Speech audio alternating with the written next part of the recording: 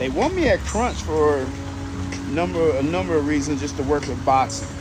And when I decided to get into mixed martial arts, it was really because of self-defense purposes. I just wanted to learn how to fight if fight went to the ground.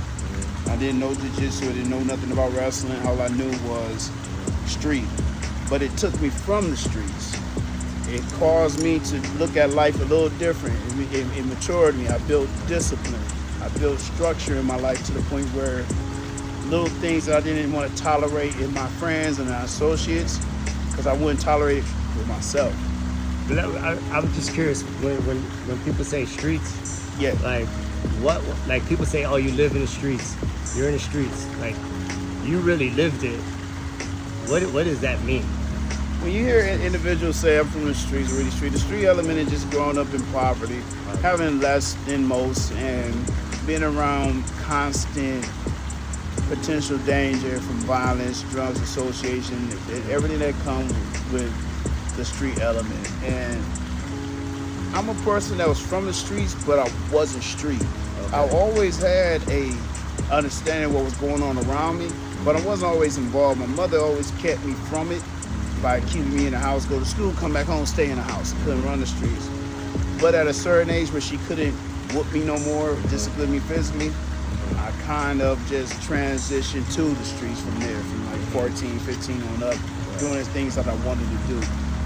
That's pretty much what everybody was around me doing.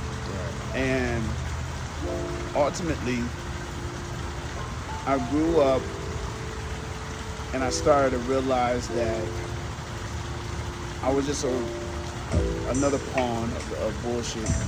You know? So how did the criminal element leak into you on the streets? I favored it because it was everyone around me. My friends was doing it, my association was doing it, my cousins was doing it. They were making money off of it. Were you in a gang? I associated in the gang. I remember that they wanted me to be accepted in it, but I didn't understand the true nature of it, because in Grand Rapids, you got certain people that are really gang members, like real authentic gang members. Then you got some who just really faking it. And the circle of people that I was dealing with, I thought they were pretty much faking it. And I was a follower, unfortunately, for people who was willing to find someone who would be a crash dummy to do a situation rather than themselves, unfortunately, to say that. It's like, oh, John, I already had a reputation. I really wasn't scared of nothing. And even down to this day, I have a hard time being in fear of just situations with men. You know, I know how to think in it, but I don't have a fear of a person, because I was always raised to believe that the higher power is God, and man, and whatever that man is capable of doing, you can do to them. So I never had that. And people who was growing up where I'm coming from, they knew that I really wasn't afraid of stuff, even if I lost. So I'll get in a street fight, a guy beat me up. Even if he beat me up, I'd be more than willing the next day. If I was able-bodied enough, I'll fight him the next day. Right. But were you trained at that time, or you?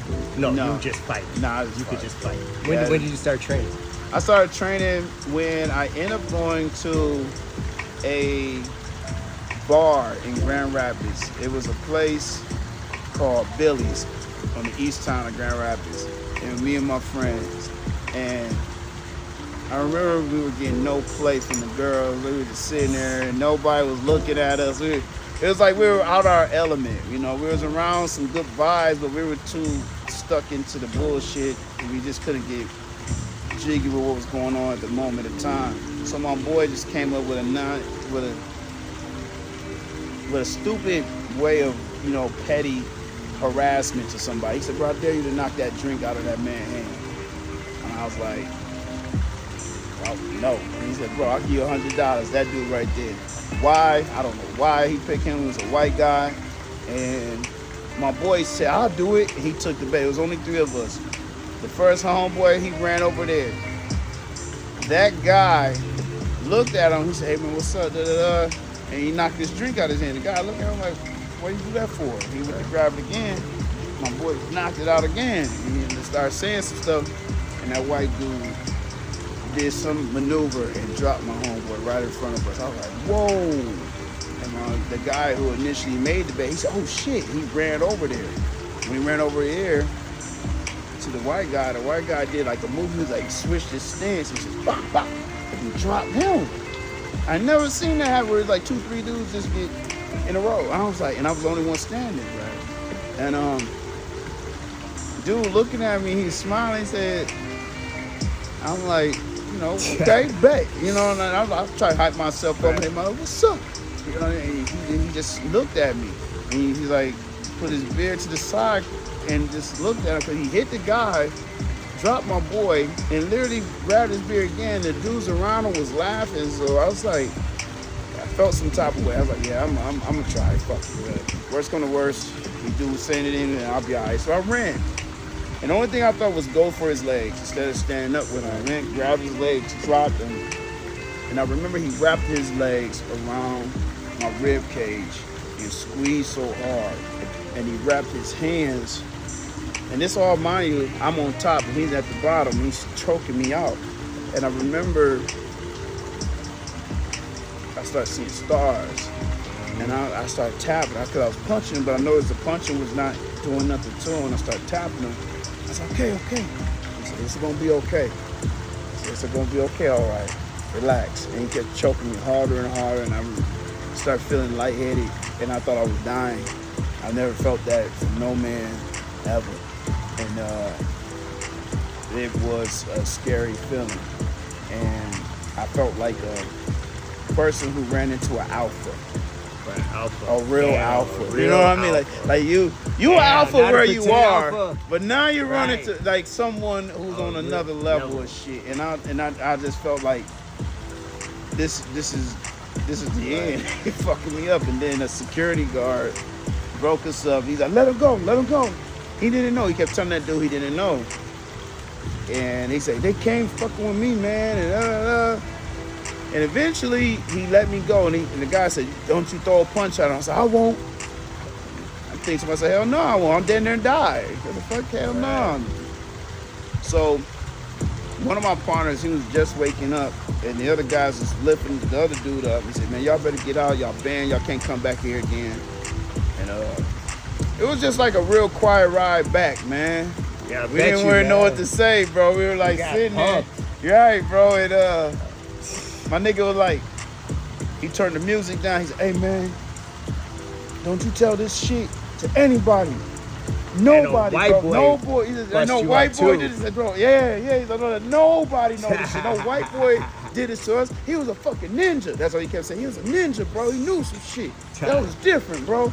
I was like, yeah. But out of my curiosity, I always wanted to know what the fuck he was doing. It felt like he was doing something. He knew something that I just did not know. And the only thing I can remember, because I went back to the bar the next week. I rode my bike. I didn't have a car at the time. And I asked them, hey, who is that guy? They said, what guy? Only thing I can remember at the time is that his ears were so fucked up looking. Right. It was like chewed up, gum looking, and just looked bad. Right. And that's the only thing I remember about him. I said, hey, man, I want to know who did this to us and where I can find him. They're like, oh, he gonna fuck you. I'm like, no, I just want to talk to him. Mm-hmm. They're like, oh, you can find him over there on Plainfield at a gym, you know, in the basement. That's all he said. He said he be doing some fighting stuff. Whoever, they be training him. I'm like, all right. So I rode my bike at the time where you can put bikes on the buses. Took the bus all the way up to where he's at. Yep. How old were you? I was just out of jail, man, out of prison, to be honest with you. And I was about 20-some years old. 20, okay. Yeah, 28. You know, I was pushing 30s. And, or maybe a little, something like that. And when I got to the gym, I remember going in and the person was like, who you looking for? So I'm looking for this white guy, his ear messed up like this. It's me in the basement, bro. So I go in the basement, and I remember seeing this thing. It was like a door, and it had it said Grand Rapids MMA. And I peeked in the door. It was some guys running around in circles, and in the middle, he was standing there like this. I was like, damn. So He was like I'm thinking like he's the black belt master of the group, whatever, the coach, head guy. So I walked in, and he looked at me and he said, "How you doing?" He's like, "Can I help you?" And he kept looking at me and said, "Ah, I remember you." I was like, "Hey, man." He said, "You want another round?" I said, "No." This is a real Bruce Lee shit, man. Yeah, like, I was like, I just want to talk to you, bro. He said, "What would you want to talk about?" I said, "Look, I was buzzed up. I was drunk. I wasn't drunk, but it was a good excuse to use at the time. So I was like, I was drunk. I didn't know what I was doing. I was doing some stupid shit. I know my buddy made a bet." He said, "Yeah, man, you shouldn't be starting shit for no fucking apparent reason." I know, man. I like, look, I just want to know, what do you do? He said, "I do this." I said, "Can I join?" He said, "Well, let me talk to you outside of here." So we walk out. He shut the door. He said, "I would train you if you give up all the bullshit that you're doing." I said, "I'm not doing nothing." And I was doing a lot of shit at the time, but I was still curious. And I was like, "Give up what?" He said, "If I teach you some stuff, I don't want you going somewhere starting shit." Oh, fucking people up. And fucking people up just because I taught you something. I'm like, no, I won't. I just want to learn. And I started going to classes. Nice, man. Started training with him. And then he told me about the gym upstairs, was a part of the Grand Rapids MMA. I started training upstairs with them. Oh, nice. And I just stayed in it. And competed in amateur, undefeated. Pros come out of there. Pros came out of there. Yeah, pros definitely came out of there. And I fought damn near any pro there was. I started to find different places to fight at in different forms of fighting. Because mixed martial arts is not boxing. I thought my stand-up would work against boxers. It did not.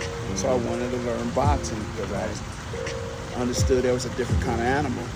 And as time went by, I just became a journeyman of sorts when it comes to learning mixed martial arts. You find me, you go on my Facebook or on Instagram, I'm in a dojo with karate guys, fighting them and sparring them. I'm over here at this gym in Chicago doing some fighting there. And I became involved in combat and self-defense shit because it was a therapeutic process for someone like me. That's a beautiful thing. And I never fought nobody in the streets in years. How many people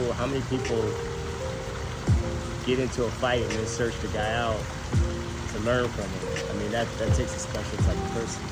I couldn't sleep at night.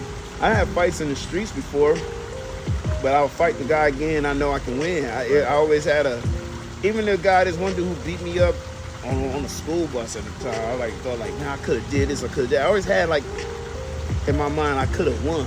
Right. Even if I don't see him again, or if I do see him again, I'm gonna try it again when we have to fight. But in his case, I just thought I had nothing for him. And I don't think I could have won because I didn't know the things he knew. And as I start to learn, I start meeting people from different walks of life. You know, I didn't really socialize with a lot of white people growing up. They were either dope fiends or cops or school teachers. When I started learning and mixing and mingling with different people from different walks of life, it helped me socially. It helped me on becoming a better version of myself. Understanding that culture is beauty. It's beauty in different cultures, you know? And there's some negative shit in each culture, you know, especially of our own. There's some negative, but a lot of it is beautiful.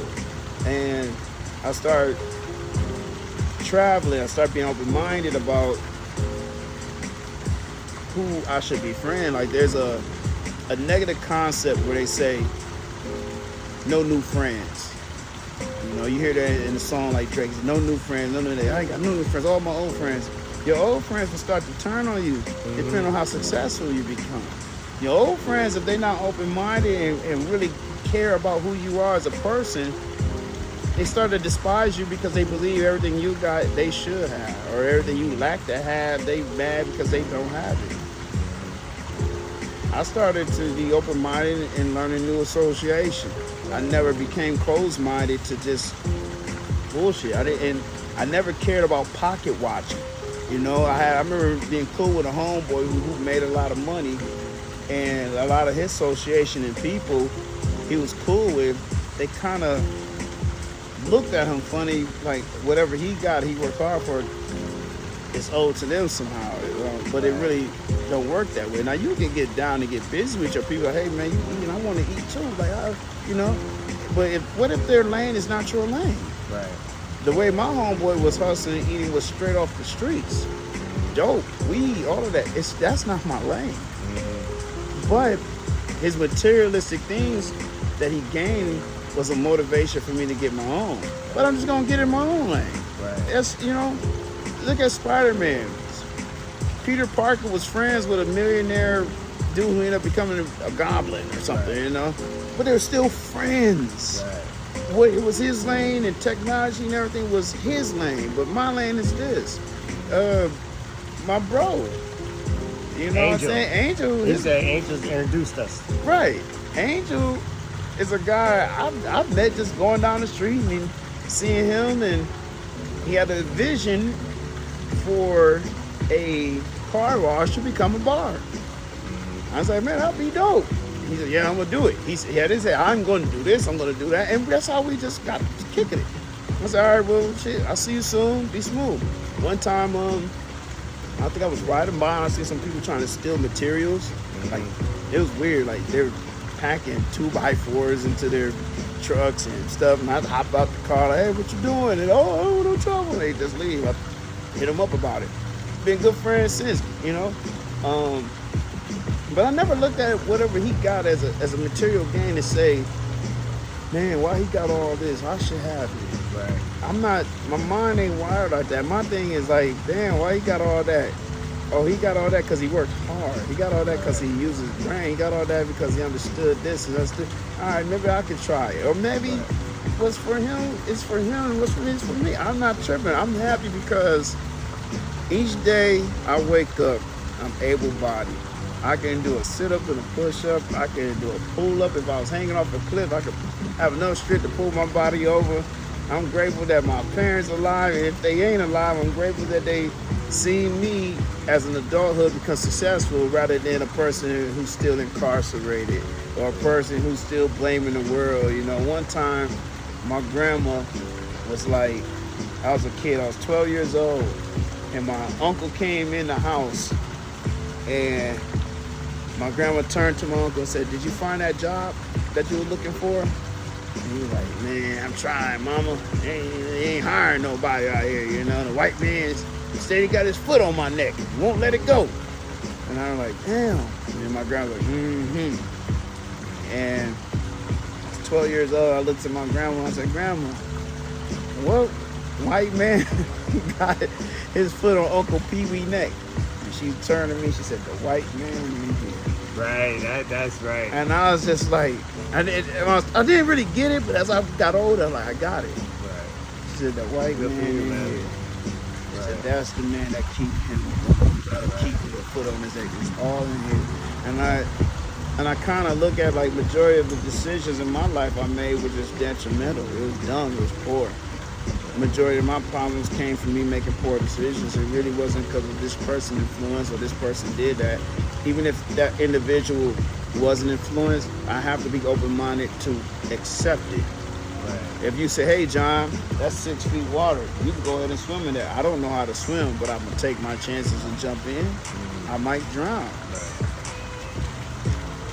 I shouldn't have listened to you. Right. Ultimately, it's a choice. Right. And that's how it is for me. Now, for other people, they might say, nah, because the streets is all I know. Dope selling is all I know. And I get why a person feel that way. Because growing up where your mom and dad is doing this, your mom is doing that, and your dad not around to show you better, and you start to feel like, yeah, this is what I grew up to know. I don't know no other better way. The only thing people in the hood used to say is like, the only way you're going to get out, you better be good at sports. You better be one hell of a football player, one hell of a basketball player. If not, this is what the fuck you own, the streets. I was never really good at both, but I was always open to these. Right. And even then, I wasn't even good at that, but I was never afraid of it. Right. I was never scared to fight. And I noticed even when I lost fights and I was willing to fight again, some of them didn't want to fight again. and I noticed a difference from it. Some of them, of course, it was just like, I already whooped your ass.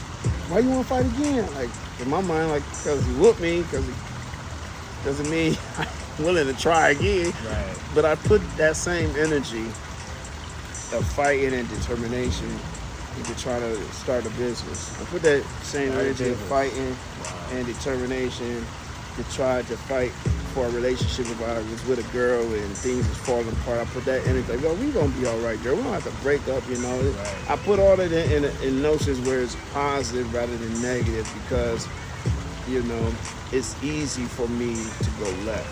Right. It's hard to stay right. All it takes is a person to trigger you to make you sit down and be doing 25 to life. Yep. Sit down and doing 10, 15 years out your life.